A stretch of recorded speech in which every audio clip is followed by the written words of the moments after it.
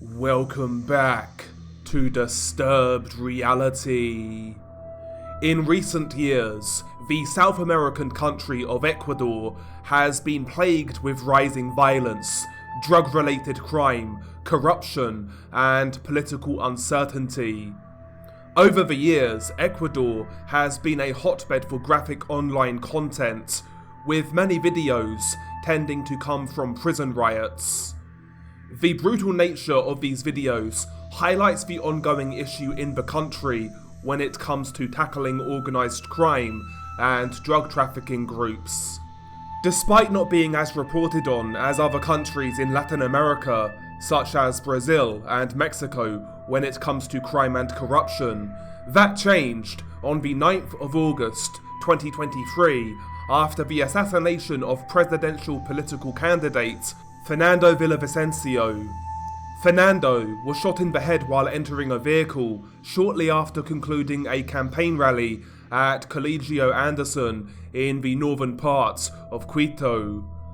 During the attack, the gunman also threw a grenade, but it failed to detonate. Fernando was rushed to a nearby clinic where he was pronounced dead. He was 59 years old.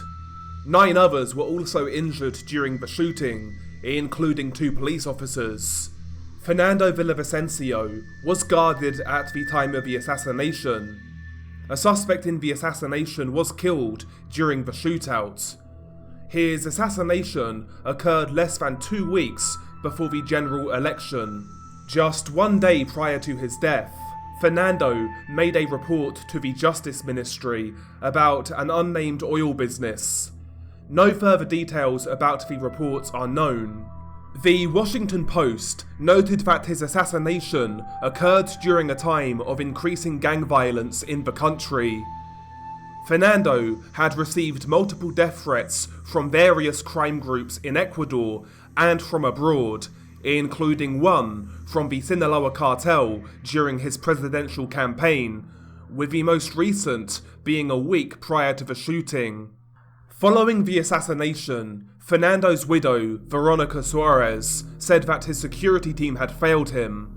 Fernando's running mate, Andrea Gonzalez, said that a street in his hometown of Alausi would be named in Fernando's honor. In a video released on social media just hours after Fernando's murder, an Ecuadorian criminal group known as Los Lobos claimed responsibility for the attack, but the authenticity of the video was questioned, with the gang themselves claiming it to be fake and propaganda. Los Lobos, or in English for wolves, are one of Ecuador's most powerful criminal groups that specializes in drug trafficking, as well as working for hitmen for international partners or allied groups. Los Lobos began as a splinter group of the Los Choneros drug cartel, but broke away in 2020 after the death of Jorge Luis Zambrano, a high-ranking member. The group allegedly has over 8,000 members and mainly operate in the cities of Latacunga, Cuenca, and Macala, and also in the province of Pastaza. Los Lobos participates in the cocaine export in Ecuador.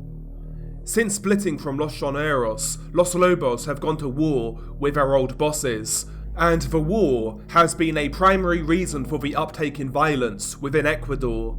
Another dynamic that has made the war incredibly brutal is the support both groups are getting from foreign criminal actors. Los Lobos are being supported by Mexican drug cartel, Cartel Jalisco Nueva Generacion, or CJNG, while Los Choneros are being supported by Cartel de Sinaloa. In the last 12 to 18 months, reports have indicated that organised crime groups from Mexico are having a big influence in Ecuador due to the lucrative cocaine trade. This war between Los Lobos and Los Choneros is tearing apart many communities in Ecuador, and the violence shows no signs of slowing down, especially while the Sinaloa cartel and CJNG continue to support these groups, which essentially is acting as a proxy war between the 2 Mexican cartels. Things are not likely to get any better anytime soon. On the same day as Fernando Villavicencio was murdered, 6 Colombian mercenaries were detained in connection with the assassination. Though, as the old saying goes, dead men tell no tales. On the 7th of October 2023, all 6 of the detained Colombian men were found dead in their cells at the Littoral Penitentiary in Guayaquil, where some 5,700 people are imprisoned.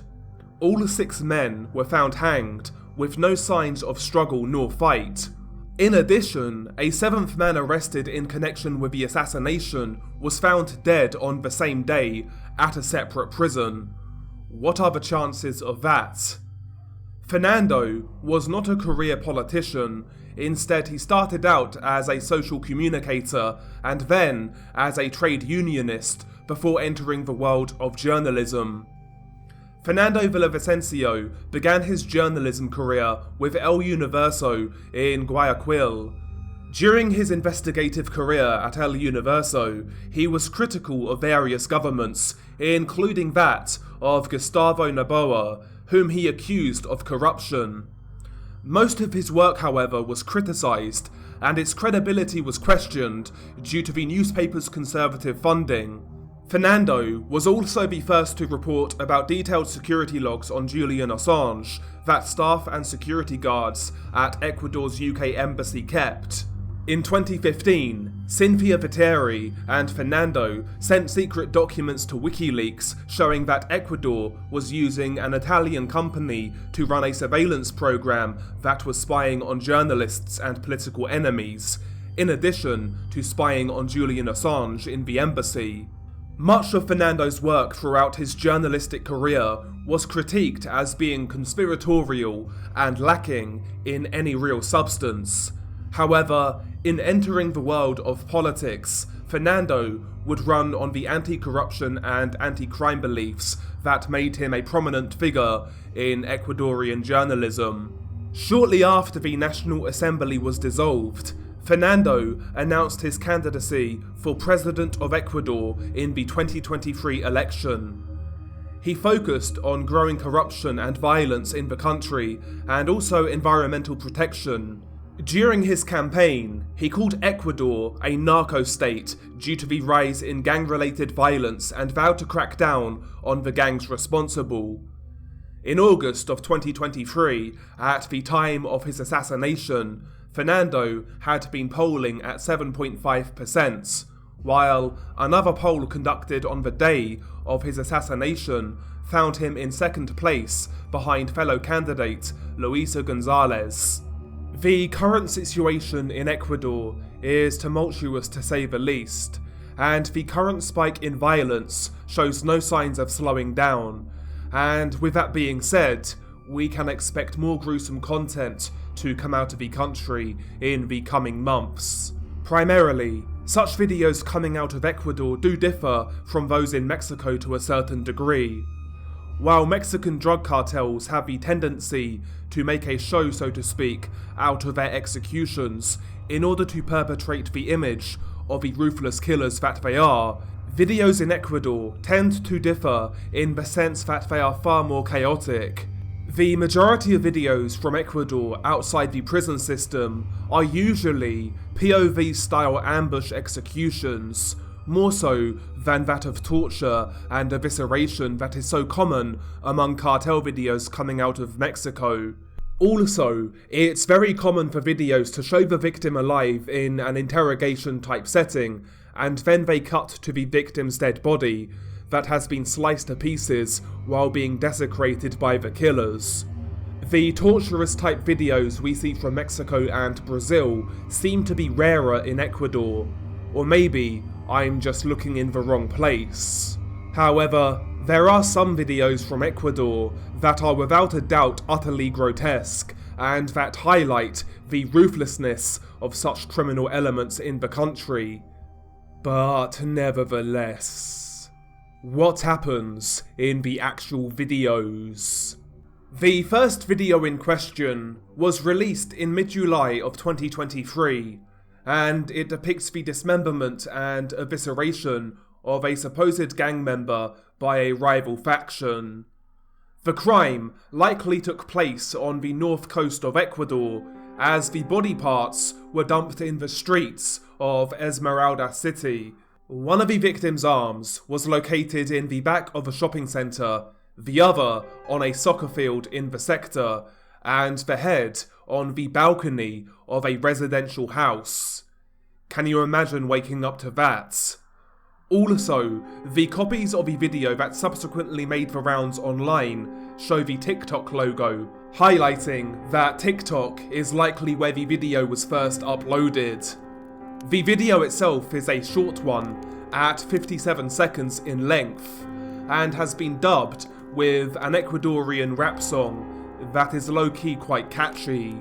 As you play the video, you are met with a still shot, and you see some of the victim's body parts dumped on the street. You see his head, one of his lower legs, and also a hand that looks like it's been manipulated to make a gang sign. The clip then jump cuts, and you briefly see the victim, who seems to have been subdued by his attackers. It looks as if he is sitting on a bucket that's been turned upside down, and the camera focuses on one of the victim's legs, his calf to be precise, and it shows a tattoo, a gang tattoo. The tattoo has text, and also it has a drawing of a hand making gang signs. This is the same gang sign that the dismembered hand was manipulated to make. The video then shows a couple of still images, a closer shot of the victim's tattoo, and then an image of the victim's dismembered hand resting on a black plastic bag, once again making the same gang sign. At about 20 seconds into the video, it then cuts to another clip, this time just showing the victim's leg. You can't see any other parts of his body. The leg has been tied against a tree, so basically it is outstretched. A hitman can then be seen hacking and slicing away behind the knee joint with a machete. The killer cuts through the ligaments before hacking away, seemingly hitting an artery that then shoots squirts of blood. He then makes gang signs with his fingers before continuing to hack away. Once again, the video jump cuts, this time showing the Sicario hack away at the back of the victim's neck with the machete. He appears dead at this stage, and is laying face down on a muddy surface that appears to be in a jungle-type area. The killer hacks away, while the person filming makes gang signs. A laughing emoji then pops up on screen. After a few hacks and slashes, the victim is nearly decapitated. Once again, it jump cuts, this time showing the victim completely decapitated, laying on his back, with his chest and stomach completely opened up with a vertical cut. At this point, multiple hitmen can be seen reaching into the carved out cavity, pulling out what they can. One killer appears to tear out grey looking stomach lining, while the other takes a handful of small intestines as he pulls them out. It's truly a grim and sickening sight. The last scene is the camera peering into a white sack that contains body parts of the victim, including one of his lower legs and his head. The gang signs that the killers made in the video seem to indicate that they were part of Los Lobos. The gang sign looks like the telephone sign you would make with your hand, only with the thumb closed. Having seen this brutal video, it's no wonder why CJNG chose to work with them and sponsor them. The next video is once again a relatively recent clip, having come out in May of 2023, though this time I have no idea which gang is responsible. No clues in the video that I could see point to any specific group. The video is a longer one at 4 minutes and 29 seconds in length. At the start of the video, you see a middle-aged male victim who is being held captive in a concrete room. His hands have been tied up, and he is asked questions by a Sicario. He repeats the same answer every time. The stress and fear on the victim's face is plain to see. The video then jump cuts, this time showing the victim once again sitting on the ground with his hands tied up. However, this time he has a cloth over his head so that he can't see. A Sicario then takes it off and reveals that the victim is in tears as the realization of what is about to happen to him sets in. The Sicario filming then quickly makes a gun motion with his hand and points at the victim, which actually startles him and makes him flinch. He then takes a rather old, dull-looking machete, and he holds the blade against the victim's throat, almost in a taunting manner, as to say, "This is how you're going to die, but not just yet." The video then jump cuts once again, and you are met with blood and brutality. The victim is dead, and he is in the process of being decapitated. In watching the video, it seems pretty obvious that none of the hitmen have ever decapitated someone before, as they are struggling with the job. Blood is all over the room, as one of the Sicarios can be seen holding the victim's head to open the gash in his throat, while another is using a machete to hack away. On numerous occasions, the Sicario is so close to hitting his fellow hitman's fingers as he holds the head, making him quickly pull his hands away while venting in frustration. The killers try a variety of different methods to aid the decapitation, though they all seem to fail as they revert back to hacking away with the machete. The camera zooms in on the gruesome sight of the blade hacking through the neck and spinal cord, each time creating an echoey thud in the room. Eventually, the Sicario cuts through the spinal cord, leaving only the flesh at the back of the victim's neck to cut through. The Sicario holding the head then twists it so that the other Sicario can slice through it. In doing so, the head is so bloody and slippery he keeps losing grip, resulting in the head banging against the floor. The Sicario then winds up as if he's about to swing the blade down to cut through the remaining flesh, but his colleagues tell him no, and instead tell him to slice. He then cuts through the flesh in a sawing type motion. After a fair while, the decapitation is complete, and the head is then wrapped up in a blue towel. The video then jump cuts, and you now see that the victim's body has been taken outside. It's nighttime, and it appears to be in a rural type area. Multiple Sicarios can be seen hacking away at both of the victim's legs and arms with machetes. The hacking sounds are in unison as the victim's limbs are dismembered by the hitmen.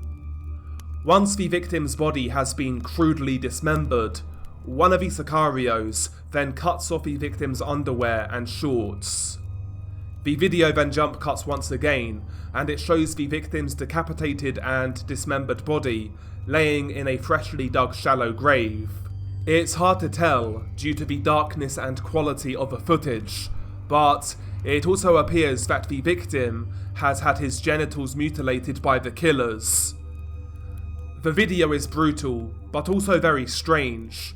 When watching such videos, it isn't a rare occurrence to see hitmen who are obviously new to the job, and this very often shows through in the videos. But these guys in particular were so amateur that they almost hurt each other, audibly chastising each other at times for being too reckless and doing it wrong.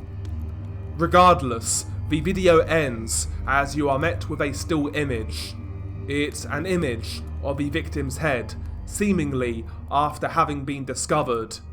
It was wrapped in a black plastic bag and towel.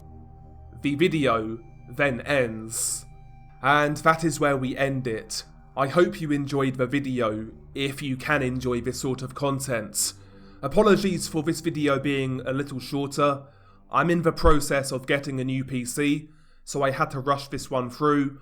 As I record, I haven't got the new PC yet, but I need to move a lot of things around, etc. It's gonna be a nightmare, but yeah, fingers crossed it goes okay. If you're new here, smash that subscribe and hit the like, it would be much appreciated. Also, if you're interested, follow me on Twitter. The link will be in the pinned comment. You can DM me if you have any case recommendations. And also follow me on Twitch, where we stream at least once a week, every single Friday after the video premieres. So come check us out, we can now play some better games. Fingers crossed.